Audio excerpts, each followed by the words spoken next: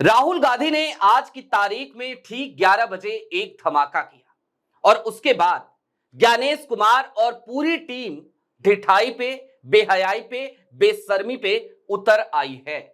आलम यह कि सबसे पहले तो खुद मुख्य चुनाव आयुक्त जिस ट्विटर हैंडल पर बार बार फैक्ट चेक करवाते हैं, उस ट्विटर हैंडल से यानी कि इलेक्शन कमीशन ऑफ इंडिया के ट्विटर हैंडल से राहुल गांधी के उस प्रेस कॉन्फ्रेंस का फैक्ट चेक किया गया, जिसका जवाब या फिर सीधे तौर पे कहा जाए तो मुंह तोड़ जवाब आज राहुल गांधी ने दिया।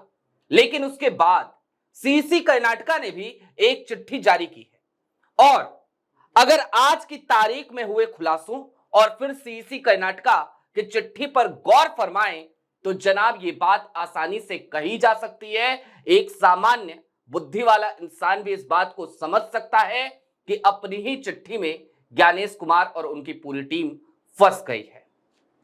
नमस्कार, मैं स्वप्निल और आप द न्यूज लॉन्चर देख रहे हैं। 11 बजे का वक्त यानी आपकी और हमारी मुलाकात का वक्त, 11th आवर का वक्त। और 11th आवर में आज जरा पोस्टमार्टम करने की जरूरत है उस चिट्ठी की जो चिट्ठी जारी करी सीसी कर्नाटका की तरफ से।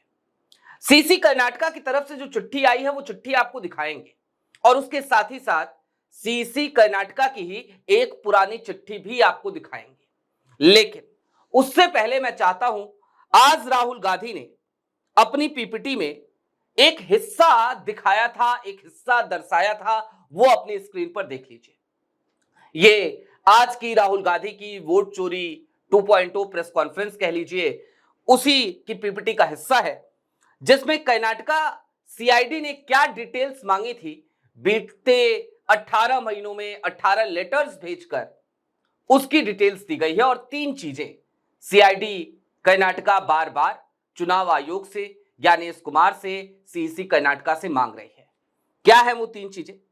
Destination IP, device destination ports और ओटीपी ट्रेल्स।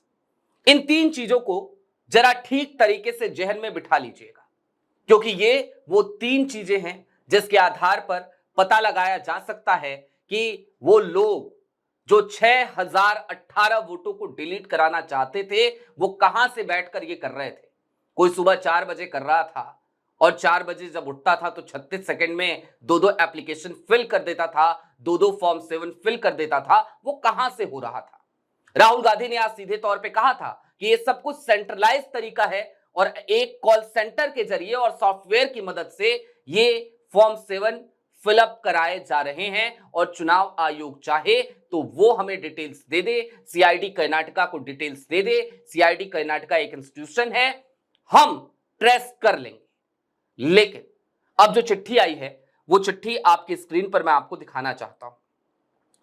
आपकी स्क्रीन पर सीसी कर्नाटका की चिट्ठी है। इसके चौथे पॉइंट को जरा गौर से देखिएगा, सिर्फ चौथे पॉइंट को देखिए क्योंकि सारा झोल वहीं पर है। चौथे पॉइंट में सीधे तौर पर सीसी कर्नाटका लिखती की तरफ से लिखा जाता है, बताया जाता है, based on the instruction given by ECI the CEO Karnataka has handed over to superintendent of police district blah blah blah on 6/9/2023 all the available information with ECI for completing the investigation. The shared information includes objector's details including form reference number, name of the objector, his epic number and mobile number used for login and mobile number provided by the objector for processing, software application medium, IP address, applicant place, form submission date and time and user creation date। ये चीजें ये बताते हैं कि हमने जो जो चीजें हमारे पास उपलब्ध थी हमने दे दी। अब राहुल ने क्या कहा कि सीआईडी क्या मांग रही है? राहुल ने बताया कि सीआईडी 3 चीजें मांग रही है जो इलेक्शन कमीशन ऑफ इंडिया के पास है, जो वो सीआईडी को नहीं दे रहे और इसके लिए 18 चिट्ठियां लिखी जा चुकी हैं। और मैं आपको एक और चिट्ठी दिखाऊंगा जिससे दूध का दूध पानी का पानी हो जाएगा। Destination IP, device destination port और ओटीपी ट्रेल्स। अब आईपी एड्रेस अगर एक ही है तो उस पर जरा सोचिए एक आईपी एड्रेस पे कितने यूजर्स होंगे, कैसे पता चलेगा भाई कि कौन वाकई में ऑब्जेक्टर था या कौन वाकई में कल्प्रिट था? कौन था ये वोट चोर? कौन था ये सरगना जो 6018 लोगों के वोटों की चोरी करना चाहता था? इसका पता कैसे लगाइएगा? डायनामिक आईपी से। इसके लिए मांगा गया था इनसे डेस्टिनेशन आईपी, जिसकी जानकारी election commission of India CID को नहीं दे रही है। ओटीपी ट्रेल्स मांगा था, उसकी जानकारी नहीं दे रही है। डिवाइस डेस्टिनेशन पोर्ट्स मांगे थे, उसकी भी जानकारी नहीं दे रही है। यानी कि वो सारी जानकारियां तो सीआईडी को मुहैया कराई जा रही हैं, जिन जानकारियों के आधार पर इन वोट चोरों को ट्रेस ना किया जा सके। लेकिन वो जानकारियां, वो 3 जानकारियां जो यदि सीआईडी कर्नाटका को मिल जाए तो इन तमाम लोगों को रंगे हाथों पकड़ा जा सकता है, या कम से कम उस कॉल सेंटर तक कर्नाटका सीआईडी पहुंच सकती है, उसका भांडा फूट सकता है। जो वोट चोरी जहां से हो रहा है उसकी कोई जानकारी देने को इलेक्शन कमीशन ऑफ इंडिया तैयार नहीं है। और ये बातें मैं क्यों कह रहा हूं? आपकी स्क्रीन पर अब एक और चिट्ठी है, इसका पहला पन्ना आप देख लीजिए। ये चीफ इलेक्टोरल ऑफिसर कर्नाटका का ही है। और इसके बाद मैं आपको चाहता हूं कि इसके अगले पन्ने पर सीधे आ जाइए, लेकिन उससे पहले इसकी तारीख देख लीजिए। तारीख है 14/3/2025 को ये चिट्ठी लिखी गई है, यानी कि इसी साल को 14 तारीख को 14 मार्च को ये चिट्ठी लिखी गई। 14 मार्च 2025 को यदि आपने खुद कहा कि आपने 6 तारीख को 6/9 को 2023 को ही सारी डिटेल्स दे दी थी, तो फिर आपने इलेक्शन कमीशन ऑफ इंडिया को चिट्ठी क्यों लिखी? आज सीईओ कर्नाटका को इस बात का जवाब देना चाहिए। इसी चिट्ठी से यह बात साबित होती है। कैसे होती है? इसके अगले पन्ने पर आइए और ये 17वें पॉइंट के बाद से जरा थोड़ा नीचे से ध्यान दीजिए, हम हाईलाइट करके आपको दिखा रहे हैं। With reference to the above subject, copy of the letter of deputy superintendent of police CID Bengaluru, reference blah blah blah above was sent to ECI via this office letter, copy enclosed. The investigating officer has sent another 3 letters in the same matter. अब 3 letters investigating officer ने पहले भी भेजा है। The investigation officer has requested to provide certain information related to the case bearing crime number 26/2023 registered in Alan Police Station related to submission of online application of deletion of names in Assembly Constituency, Alan Assembly Constituency।